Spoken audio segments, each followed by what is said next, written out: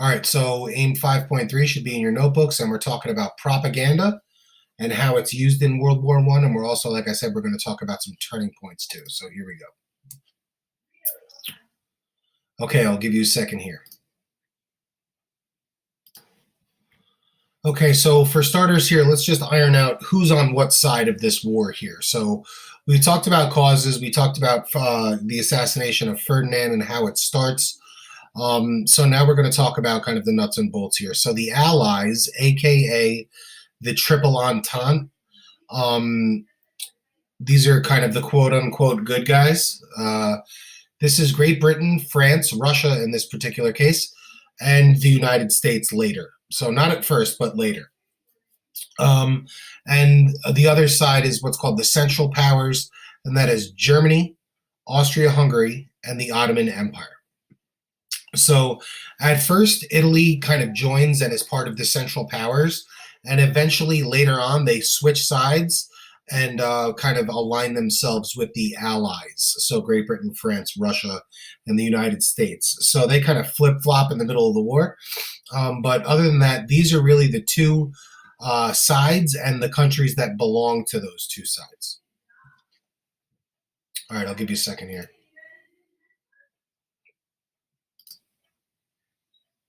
All right, so while you guys finish up here, so World War I will become what's known as a total war, meaning all of the country's attention, all of the country's resources, all of the country's energy are all geared towards the war effort. This is very different from the way that we conduct warfare these days, right? We've been at war for your whole lives between Iraq and Afghanistan, basically, and you wouldn't even know at home, right? Unless you were paying attention to the news. So you don't feel the effects of that war, right? So I wouldn't really call that a total war. But in World War I, everyone was needed, everything was needed, right? So a giant bakery that used to bake bread and sell it on the weekends, now you are making bread to ship overseas. A factory that used to make parts for, I don't know, whatever the hell machine, you know what I mean?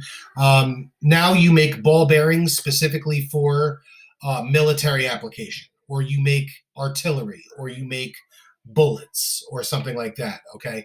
You used to, you work in a hospital, you're a nurse, well, now you're going overseas, you're going to be a medic. Okay, on the front lines where you will treat wounded soldiers and stuff like that. So all of these things kind of all reorient themselves towards the war effort. And that's the idea behind total war. When you're fighting a total war, everyone knows it at home and abroad. Everyone does, because everyone's job is geared towards kind of propping up the country while it's at war. And the question becomes, well, how do you kind of prop up, how do you convince people to help and do their part? And a big part of that is what's called propaganda. So propaganda is essentially media. It could be print, pictures, newspaper articles, posters, TV commercials, radio commercials, movies. It could be any form of media, but the idea is that this media is designed to promote or publicize a particular cause, a particular point of view, or it's trying to get you to take some kind of action, okay? So all of these posters are kind of designed, and these examples of propaganda are designed to motivate people to do something. They're motivating people to either do something or believe something. That's the general idea. So propaganda is a powerful tool, and World War I is the first time where we really see it deployed en masse. And we'll take a look at some more propaganda in a minute. But if you look at the example that's on the screen here, it says, "Destroy this mad brute, enlist in the U.S. Army," right? There's a couple things going on here. There's this giant gorilla with a club, and he's wearing a helmet with a little point on the top. So we've seen this helmet before. This helmet is always used to depict Otto von Bismarck, right? Germany. So what this poster is trying to make us think is Germany is a bunch of savage kind of terrible people who will come and destroy and beat you over the head with their culture. That's what it says on his big club here, and steal your women away. So it's trying to make us believe something, right? It's trying to vilify Germany, and it's trying to motivate us to enlist in the army so that we can fight against this evil injustice that's being kind of thrust upon us. So this is an example of that propaganda trying to motivate us to take a certain action. Okay, I think this is the last slide. I'll give you a second. Okay, so later on in this unit, we'll talk about this, but in 1917, Russia exits World War One.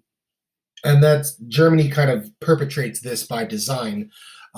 They basically cut off all the supply lines to the interior of Russia, and they basically starve Russia from the inside out. And the people, in the midst of their kind of famine and despair, kind of rise up against their government uh, because they are basically, almost being extinguished. So they blame the government for not being able to repel German advances and take care of their people, and they try to go on to overthrow the government.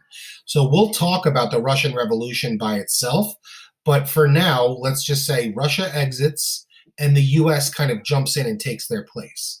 For a long time here, the US is staying out of this. Okay? These are the concerns of a far off nation, far off nations in the middle of Europe that have nothing really to do with the US. And the US is happy to just kind of stay out of it until everything kind of sorts itself out. But what happens is, and it's no surprise, this conflict is not having a good impact on United States trade.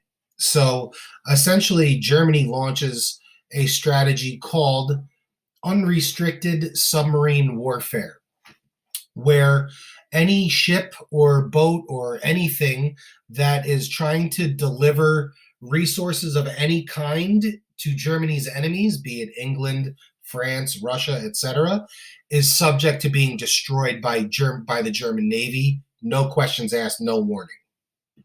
So the United States is really in this to just, for the business here. And warfare is lucrative, okay? When you're at war, there's a thing called wartime economy, okay? Wars tend to prop up economies and tend to be very profitable. Just ask defense contractors, right? So this unrestricted submarine warfare being conducted by German Navy is having a negative impact on the United States' trade relationships.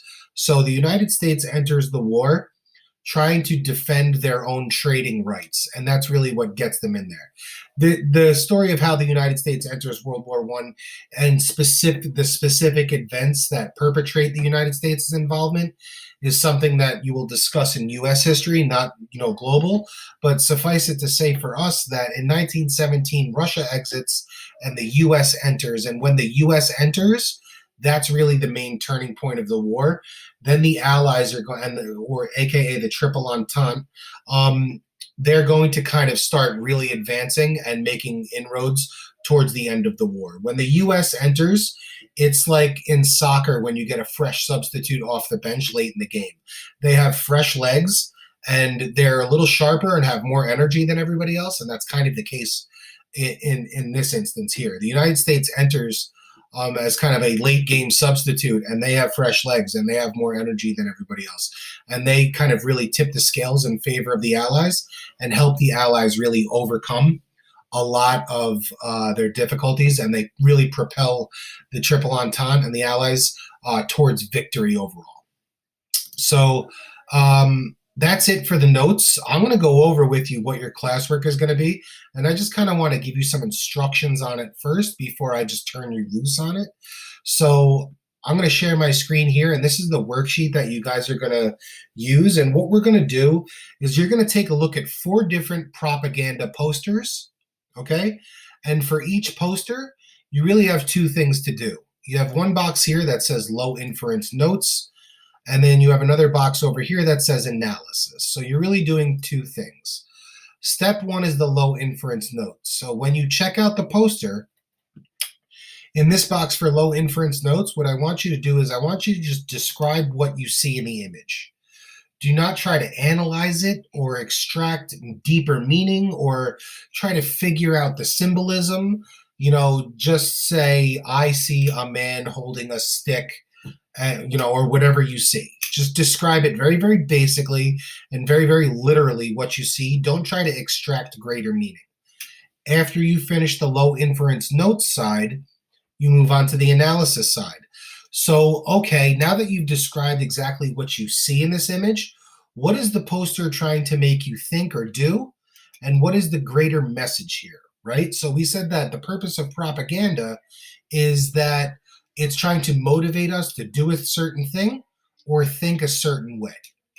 So, for example, if we go back to here and we are kind of doing this exercise with this poster on the bottom right-hand side of this slide, my low inference notes would be, I see a giant gorilla with a pointy helmet, and he's holding a club, and he's carrying a woman, and the poster says, destroy this mad brute, enlist U.S. Army. So that's my low inference notes. I described exactly what I saw. The next thing I'm going to do is I'm going to extract greater meaning. I'm going to say, okay, the symbolism here is that this poster is trying to make Germany look evil, and it's trying to motivate me to join the army so that we can fight back against this and we can kind of be victorious. So the greater meaning, what is it motivating me to do? It's trying to motivate me to join the army. And how is it doing that? It's trying to do that by making Germany look evil through its depiction in this poster, right? So what I've done here is in the assignment, I've attached this PowerPoint presentation, or this slides presentation, I should say. And within this slides presentation is 4 different posters, and I will kind of show them to you briefly. Let me assign this real quick. So if I'm going to kind of show them to you quickly, right? Here we go. So here's poster number 1, right? So when you check out poster number 1, I want you to low inference notes, describe what you see, and then analysis. What is it trying to make you do? What is it trying to make you think? How is it appealing to you? How is it trying to convince you to take these actions? So that's what you're going to do. 2 is my favorite one. So when you check out poster number 2, describe what you see and then try to extract the greater meaning. This one's a little hard. So good luck on that one. So I'll be curious to see how you guys do with number 2.